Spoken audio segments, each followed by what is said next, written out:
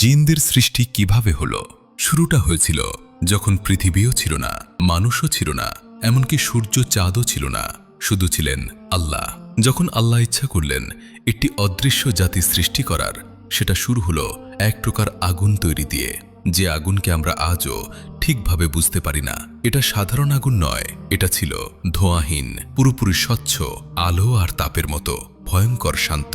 আল্লাহ বলেন, আমি জিনকে সৃষ্টি করেছি ধোঁয়াহীন আগুন থেকে। এই আগুনের একটি বিশেষ নাম ছিল মারিজ মিন্নার, অর্থাৎ এমন আগুন যা ঘুরে, নড়ে, শিখার মতো নয়, বরং বিদ্যুতের মতো তীব্র কিন্তু ধোঁয়াহীন। এই আগুনকে আল্লাহ এক মুহূর্তে সৃষ্টি করলেন, এক আদেশে, হও। আর সেই আগুনের ভেতর ধীরে ধীরে রূপ নিল এক জাতি। তাদের কোনো হাড় মাংস ছিল না, কিন্তু তারা জীবন্ত। তাদের কোনো ছায়া ছিল না, কিন্তু তারা চলত। এভাবে আগুনের ভেতর থেকে প্রথম জিনদের জন্ম হল আল্লাহর আদেশে, এক বিশেষ শক্তির সাথে। তারা মানুষের মতো নয়, ফেরেশতার মতোও নয়, বরং মাঝামাঝি এক অদ্ভুত সৃষ্টি, যারা অদৃশ্য, দ্রুত আর আগুনের মতোই হালকা। সেই প্রথম সৃষ্টি থেকেই জিনদের ইতিহাস শুরু। ধোঁয়াহীন আগুন থেকে জিনদের সৃষ্টি হল, কিন্তু তারা সৃষ্টি হওয়ার পর শূন্যতায় ছিল না। একসময় আল্লাহ তাদেরকে বললেন, পৃথিবীতে বসবাস করো। তখন পৃথিবী আজকের মতো ছিল না, না শহর, না আলো, না মানুষের পদচিহ্ন। পৃথিবী তখন অন্ধকার, নীরব, ঝড় বৃষ্টি আর আগ্নেয়গিরির তাপে ভরা এক বিশাল খালি ভূমি। সেই নির্জন পৃথিবীর প্রথম বাসিন্দা হল জিন। তারা পাহাড়ের গা ঘেঁষে চলত, সমুদ্রের ওপর দৌড়াত, বাতাসের ভেতর দিয়ে সরে যেত, খালি চোখে দেখা যেত না, তবুও তারা ছিল প্রাণবন্ত। আল্লাহ তাদের একটা বড় দায়িত্ব দেন, পৃথিবী বাস করো আর শান্তি বজায় রাখো। কিন্তু আগুন জাতির স্বভাব মানুষের মতো ঠান্ডা ছিল না। তাদের মধ্যে ছিল গতি, শক্তি, রাগ, স্বাধীনতা এবং নিজেদের ক্ষমতা দেখানোর প্রবণতা। আর ধীরে ধীরে এই স্বাধীনতাই তাদের ভেতরে সমস্যা তৈরি করতে শুরু করল। জিন জাতি পৃথিবী জুড়ে ছড়িয়ে পড়ল। গাছপালাহীন মরুভূমি, উঁচু পাহাড়, অন্ধকার গুহা, গভীর সমুদ্রের ধার, সব জায়গায় তারা নিজেদের ঘর বানায়। তাদের মধ্যে কিছু ছিল শান্ত, কিছু ছিল বিদ্রোহী, আর কিছু ছিল অত্যন্ত হিংস্র। পৃথিবী তখন ছিল তাদের রাজত্ব, যেখানে মানুষ নেই, মানুষের নিয়ম নেই, তাদের ইচ্ছাই ছিল আইন। কিন্তু ধীরে ধীরে জিনদের এই পৃথিবীর জীবনে এক অদ্ভুত পরিবর্তন শুরু হলো। শান্তি কমতে লাগলো, ঝগড়া বাড়তে লাগলো, দল উপদল তৈরি হলো এবং জিনদের মধ্যে প্রথম ফিতনা শুরু হলো। আল্লাহ দেখছিলেন পৃথিবীতে আগুন জাতির আচরণ বদলাচ্ছে এবং এই পরিবর্তনই এক নতুন সৃষ্টির আগমনের ভূমিকা তৈরি করছিল। মানুষের জন্য পৃথিবী প্রস্তুত হচ্ছিল, কিন্তু জিনরা সেটা জানত না। শুরুতে জিনদের পৃথিবী ছিল শান্ত, কিন্তু সেই শান্তি বেশি দিন থাকেনি। আগুনের জাতি, যাদের ভেতরে ছিল শক্তি, গতি আর অহংকার, তারা ধীরে ধীরে নিজেদের ক্ষমতা ভুলভাবে ব্যবহার করতে শুরু করল। এক জিন আরেক জিনের উপর আধিপত্য দেখাতে চাইল। দল তৈরি হলো, গোত্র তৈরি হলো, ক্ষমতার জন্য শুরু হলো সংঘর্ষ। পৃথিবীর নির্জন জায়গাগুলো তখন আর শান্ত রইল না। পাহাড়ে পাহাড়ে লড়াই, অন্ধকার গুহায় রক্তপাত, নীরব রাত ভেঙে উঠল অদ্ভুত শব্দে।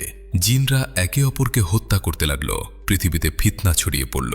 এই বিশৃঙ্খলা আল্লাহর আদেশের বিরুদ্ধে যাচ্ছিল। ফেরেশতারা তা দেখছিল। ফেরেশতারা আল্লাহকে বলল, আপনি কি এমন এক জাতিকে পৃথিবীতে রাখবেন যারা সেখানে রক্তপাত করবে আর বিশৃঙ্খলা সৃষ্টি করবে? কিন্তু আল্লাহ জানতেন ফেরেশতারা যা জানে না, তিনি তার চেয়েও বেশি জানেন। এই সময় জিনদের মধ্যেই উঠে এলো এক ব্যতিক্রমী সত্তা। সে ছিল শক্তিশালী, জ্ঞানী আর অন্য জিনদের থেকে আলাদা। তার নাম ইবলিস। ইবলিস অন্য জিনদের মতো হিংস্র ছিল না। সে ইবাদত করত, সে আল্লাহকে চিনত, সে ফিতনা থেকে নিজেকে দূরে রাখত। এই কারণেই আল্লাহ তাকে বিশেষ মর্যাদা দিলেন। ইবলিসকে ফেরেশতাদের সঙ্গে রাখা হলো। সে জিন হয়েও ফেরেশতাদের কাতারে দাঁড়ানোর সুযোগ পেল। কিন্তু পৃথিবীতে তখনও জিনদের বিশৃঙ্খলা থামেনি। শেষ পর্যন্ত আল্লাহ সিদ্ধান্ত নিলেন পৃথিবীকে এই ফিতনা থেকে পরিষ্কার করতে হবে। ফেরেশতারা পাঠানো হলো। অদৃশ্য এক যুদ্ধ শুরু হলো, যার কোনো ইতিহাস বই নেই, কিন্তু যার চিহ্ন আজও রয়ে গেছে।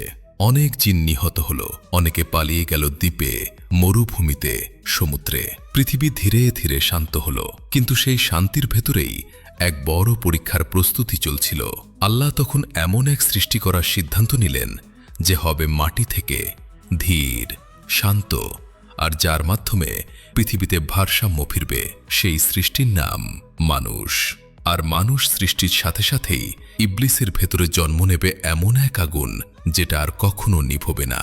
পৃথিবী তখন নীরব। জিনদের বিশৃঙ্খলার পর সবকিছু যেন থেমে গেছে। ঠিক সেই সময় আল্লাহ নতুন এক সৃষ্টির ঘোষণা দিলেন। ফেরেশতাদের বললেন, আমি পৃথিবীতে এক প্রতিনিধি সৃষ্টি করতে যাচ্ছি। এই প্রতিনিধি হবে মাটি থেকে। আল্লাহ মাটিকে নিলেন, ভিজালেন, গঠন করলেন। এক দীর্ঘ সময় ধরে এক নিখুঁত আকৃতি তৈরি হলো, কিন্তু তাতে তখনও প্রাণ ছিল না। সেই নিথর দেহের পাশ দিয়ে ইবলিস হেঁটে যেত।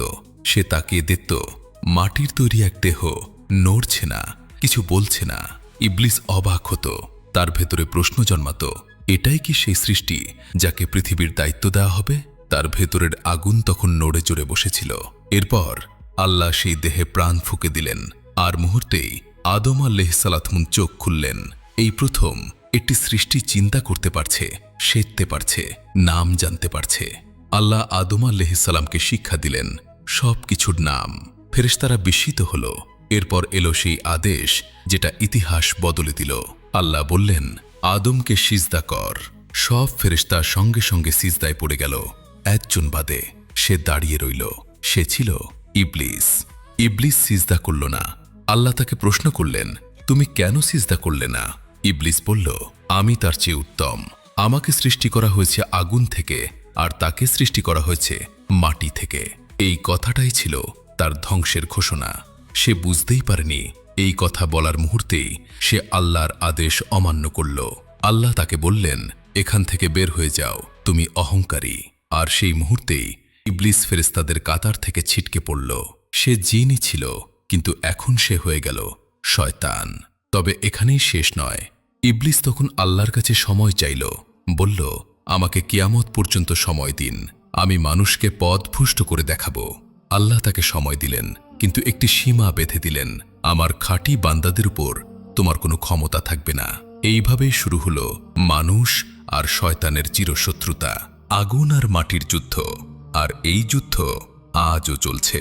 ইবলিস পতনের পর হারিয়ে যায়নি, বরং তখনই তার আসল যাত্রা শুরু হয়। সে আর একা ছিল না, তার মতো আরো অনেক জিন ছিল, যারা অহংকারী, যারা অবাধ্য, যারা আল্লাহর আদেশ মানতে চায়নি। ইবলিস তাদের একত্র করল।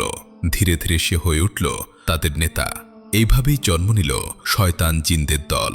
এরা আর আগের মতো নির্জন পাহাড়ে সীমাবদ্ধ থাকল না। এরা মানুষের দিকেই নজর দিল, কারণ ইবলিস জানত মানুষই তার আসল লক্ষ্য। শয়তানরা কিভাবে কাজ করে? তারা চিৎকার করে না, তারা সামনে এসে ভয় দেখায় না। তারা কাজ করে খুব চুপচাপে, কানে কানে কথা বলে, মনের ভেতরে সন্দেহ ঢুকিয়ে দেয়, ভালো কাজকে কঠিন মনে করায়, আর খারাপ কাজকে সহজ বানিয়ে দেয়। আজকের জিনরা কোথায় থাকে? আজকের পৃথিবী আলোয় ভরা। শহর, গাড়ি, শব্দ সবকিছু বদলে গেছে, কিন্তু জিনরা এখনো আছে। তারা থাকে পরিত্যক্ত জায়গায়, পুরনো ঘরবাড়িতে, নির্জন বনে, পাহাড় আর মরুভূমিতে, সমুদ্রের ধারে। আর মানুষের ঘরের কিছু নির্দিষ্ট স্থানে তারা সব সময় থাকে। কখনো তারা শুধু দেখে, কখনো প্রভাব ফেলে, কখনো শুধু চলে যায়। সব জিন কি শয়তান? না, এটাই সবচেয়ে বড় ভুল ধারণা। অনেক জিন আছে যারা আল্লাহকে মানে, ইবাদত করে, মানুষকে ক্ষতি করে না। কুরআন শুনে তারা ঈমান এনেছে।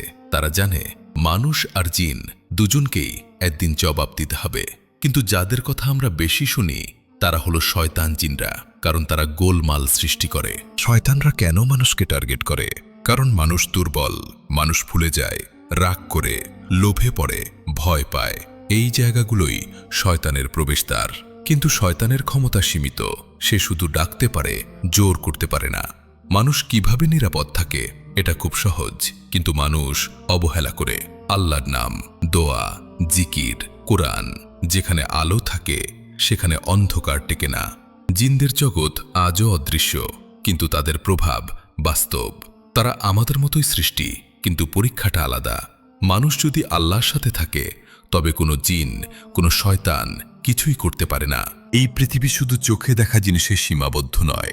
আমাদের চারপাশে আরো অনেক কিছু আছে যা আমরা দেখি না, কিন্তু যা বাস্তব। জিনদের সৃষ্টি একটি স্মরণ করিয়ে দেওয়া মাত্র আল্লাহর সৃষ্টি কত বিশাল আর মানুষ কত ছোট।